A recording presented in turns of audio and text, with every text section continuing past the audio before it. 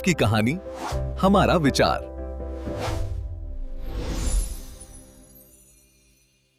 शांत और हरे भरे खेतों के बीच चंदनपुर नाम का एक छोटा सा गांव था। इस गांव में रामू नाम का एक ईमानदार व्यक्ति रहता था, जो कि धनराज सेठ के यहाँ नौकर का काम करता था। एक दिन जब रामू धनराज सेठ के आंगन में झाड़ू लगा रहा होता है कि तभी उसे आंगन में एक सोने का कंगन मिलता है। चमकता हुआ कंगन देखकर रामू की आंखें चौंधिया जाती हैं। रामू कंगन को उठाकर मन ही मन सोचता है, अरे, ये तो मालिक का वही कीमती कंगन है जो कई दिनों से मिल नहीं रहा था। कितना सुंदर और भारी है ये। एक पल के लिए उसकी गरीबी और जरूरतें उसके सामने आ जाती हैं। वो मन ही मन कहता है, अगर मैं इस कंगन को रख लूं तो मेरी बीमार माँ का इलाज अच्छे अस्पताल में हो जाएगा और मेरे घर की तंगी भी खत्म हो जाएगी। रामू ये बात सोच ही रहा था कि तभी उसे अपने पिता की वो बात याद आती है। रामू बेटा, मेरी एक बात हमेशा याद रखना। हराम की कमाई से सुख तो मिल सकता है, पर मन की शांति कभी नहीं मिलती। अंत में वो एक गहरी सांस लेता है। अब उसके चेहरे पर लालच की जगह एक संतोष भरा भाव दिख रहा था। रामू खुद से कहता है, मैं गरीब हूं तो क्या हुआ, बेईमान नहीं हूं। मेरी मेहनत की सूखी रोटी इस चोरी के पकवान से कहीं बेहतर है। रामू कंगन को लेकर सीधा सेठ जी के पास जाता है। सेठ जी परेशान लग रहे थे। रामू सेठ जी को कंगन देकर कहता है, सेठ जी, ये कंगन आंगन के पेड़ के नीचे पड़ा था, बहुत कीमती लग रहा है, इसे संभाल कर रख लीजिए। तूने इसे हाथ भी कैसे लगाया? तेरी हिम्मत कैसे हुई इसे चुराने की? सेठ जी, मैंने इस कंगन को नहीं चुराया, मुझे तो ये सफाई करते समय मिला था। सोचा आपको दे दूं, वरना कहीं खो न जाए। ये ईमानदारी का चोला पहनकर बड़ा नेक बन रहा है। मुझे पता है तूने इसे चुराने की कोशिश की होगी, पर पकड़ा जाने के डर से अब नाटक कर रहा है। सेठ जी, मैंने 10 साल से आपके यहाँ काम किया है, मैं भला ऐसा क्यों करूँगा? बिल्कुल चुप। मुझसे जुबान लड़ाता है।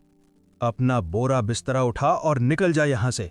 इस घर के आसपास भी मत दिखना।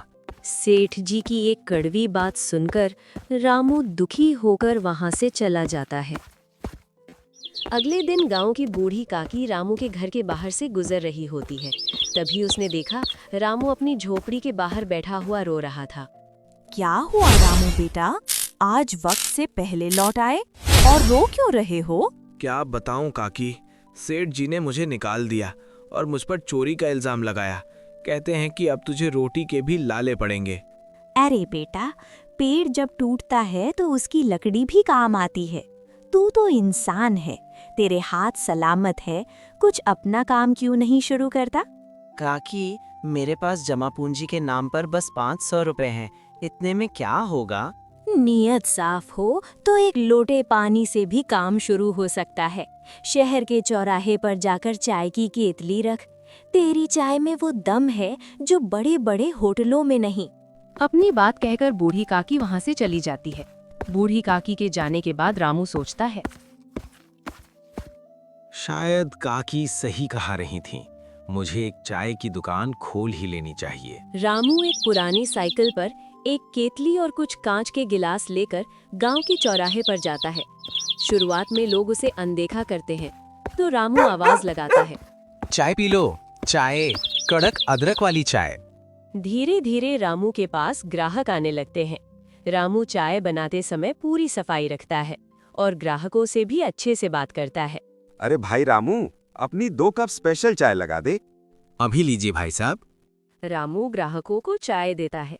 ग्राहक चाय पीने लगते हैं। उन्हें चाय बहुत अच्छी लगती है।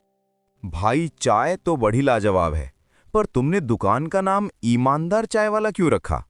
बाबूजी, दुनिया में मिलावट बहुत है, दूध में भी और नियत में भी।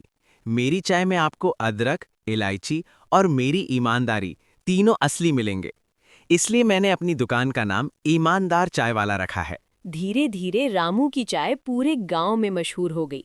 अब रामू ने चाय की एक शानदार दुकान खोली। लोग लाइन में लगकर रामू की चाय पीने आते थे। अरे भाई रामू, तेरी इस छोटी सी दुकान की सफलता का राज क्या है? आज पूरे शहर में तेरी 5 ब्रांच खुल चुकी है। बस एक ही राज है भाई, जो आप खुद नहीं पी सकते, वो ग्राहक को मत पिलाओ। मैंने कभी दूध में पानी नहीं मिलाया और ना ही कभी अपने व्यवहार में खटास आने दी। सेठ धनराज की बड़ी गाड़ी दुकान के सामने आकर रुकती है। सेठ धनराज गाड़ी से बाहर आकर रामू की दुकान की तरफ जाता है, लेकिन भीड़ की वजह से उसे जगह नहीं मिलती। वो अपने पुराने अंदाज में कहता है, ओ भाई, देख नहीं रहे यहाँ सेठ धनराज खड़ा है, सबको हटाओ और मुझे चाय दो। सेठ रामू को देखकर दंग रह जाता है। स्वागत है सेठ जी। यहाँ कोई सेठ या नौकर नहीं है, यहाँ सिर्फ ग्राहक हैं, इसलिए आपको भी ग्राहकों की तरह लाइन में आना होगा। रामू, तुम यहाँ? ये सब तुम्हारा है? मैंने तो सुना था तुम सड़क पर आ गए हो। आपकी दुआ थी सेठ जी। आपने मुझे अपनी चौखट से निकाला तो भगवान ने मुझे पूरे गांव के दिलों में जगह दे दी। उस दिन आपने मेरी ईमानदारी पर शक किया था, आज उसी ईमानदारी ने मुझे यहाँ तक पहुँचाया है। रामू, मुझे अपनी गलती का पछतावा है। उस कंगन वाली बात के बाद मुझे पता चला कि मेरी तिजोरी की चाबी भी नौकरानी ने नहीं बल्कि मेरे अपने बेटे ने उठाई थी। मैं बहुत शर्मिंदा हूँ। क्या तुम मुझे माफ करोगे? माफी की बात मत कीजिए सेठ जी। आपने मुझे काम से ना निकाला होता तो मैं आज भी एक नौकर ही होता। आपकी कड़वाहट ने ही मुझे मेहनत की शक्कर घोलना सिखाया। लीजिए, चाय पीजिए और अपने आप को दोष देना बंद कीजिए। सेठ चुपचाप चाय पीता है और उसकी आंखों में रामू के प्रति सम्मान साफ दिखता है। इस कहानी से हमें शिक्षा मिलती है, किस्मत आपको नीचे गिरा सकती है, लेकिन आपकी ईमानदारी और मेहनत आपको फिर से खड़ा करने की ताकत रखती है। नमस्ते दोस्तों, अगर आपको ये वीडियो पसंद आया तो लाइक जरूर करें और चैनल को सब्सक्राइब करना न भूलें। मिलते हैं अगले वीडियो में।